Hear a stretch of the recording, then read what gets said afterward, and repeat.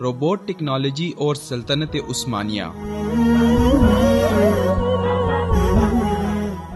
اس دور میں سائنس کی نت نئی تحقیقات اور جدید ٹیکنالوجی کے ذریعے کی جانے والی ایجادات کو مغرب سے منسوب کرنے کا چلن عام ہے اور مغربی سائنسدانوں کی خدمات کو بڑھا چڑھا کر پیش کیا جاتا ہے۔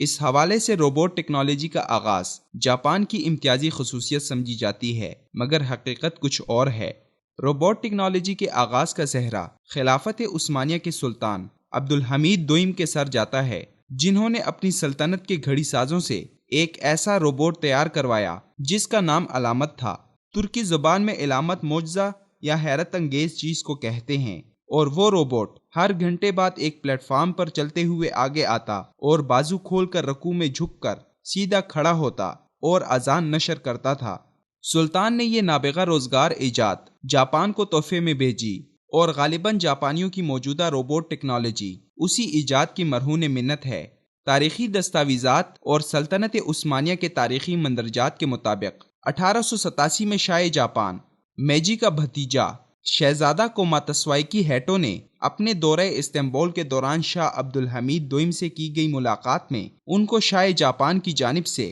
کچھ تحفے پیش کیے۔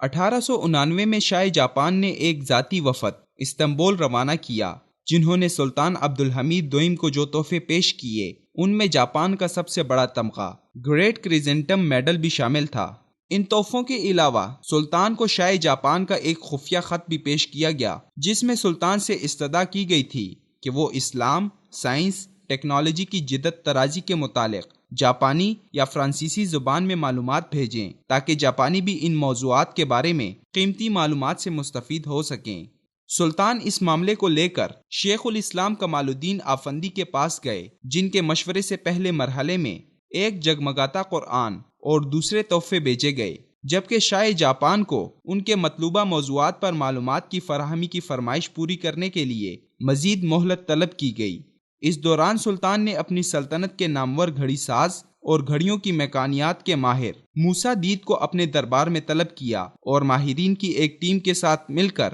ایک نادر و نایاب گھڑی بنانے کا حکم جاری کیا جو کہ منفرد ٹیکنالوجی کا شاہکار ہو۔ موسیٰ نے 7 رکنی ماہرین کی ایک ٹیم بنا کر ان کے سامنے یہ سوال رکھا کہ ایک ایسا کلاک کیسے بنایا جا سکتا ہے جو جدید ٹیکنالوجی کی انفرادیت سے مزین اور جدت کا شاہکار ہو۔ چند روزہ غور و فکر کے بعد موسیٰ سلطان کے دربار میں ایک اچھوتے خیال کے ساتھ حاضر ہوا جو ابھی صرف کاغذات کی زینت تھا۔ موسیٰ نے سلطان کو انسانی قد کے برابر ایک گھومتے درویش کا خیال پیش کیا جو 1 گھنٹہ پورا ہونے پر اپنے بازو کھول کر دائرے میں گھومتا ہو، مگر سلطان نے اس میں ہر گھنٹے بعد اذان دینے کی ترمیم کے ساتھ منصوبے کی منظوری دے دی۔ اذان کی آواز کے لیے گراموفون کی مدد لی گئی جو کہ 1877 میں ایجاد ہو چکا تھا، جبکہ روبوٹ کو سونے اور چاندی سے بنایا گیا۔ سلطان نے اپنے وقت کے آرٹ اور ٹیکنالوجی کے اس نادر نمونے کو شاہ جاپان کی خدمت میں دیگر تحائف کے ساتھ ارطغرل نامی جنگی جہاز میں روانہ کیا،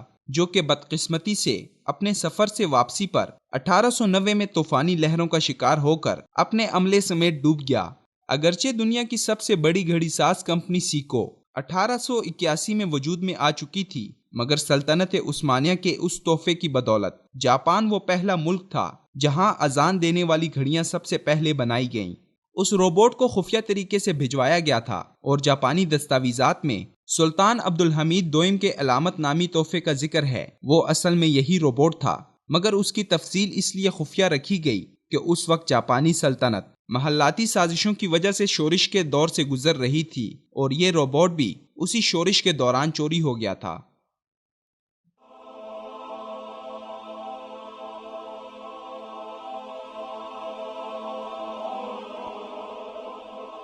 ایمان کی کرن،